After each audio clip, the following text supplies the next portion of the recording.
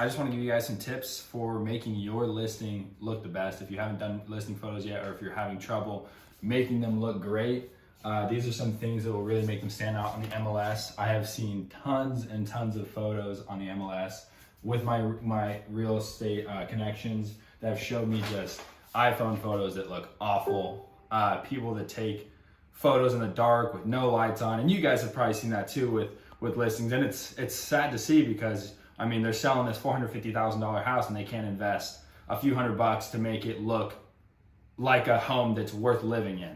And that's really one of the biggest investments. I mean, that's the first thing that people see on the MLS of the home. And when they see that, they immediately don't want to look at it, because they know that seller didn't even put in the effort to make the photo look great, or make the house look great. So these are some tips that I came up with.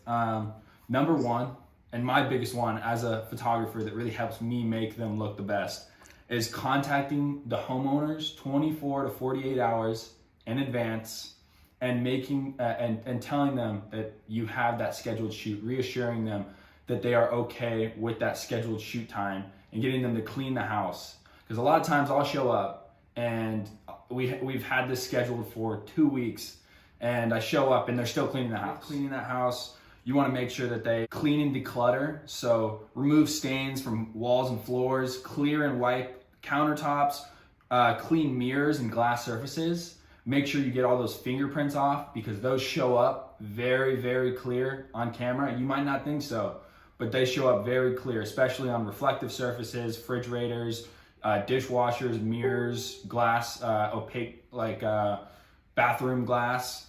Number two, lower all the toilet seats. No matter if it's clean, unclean, no one wants to see the inside of the toilet seat. I always go through, I have a pre-checklist through every house, go and close all the toilet seats.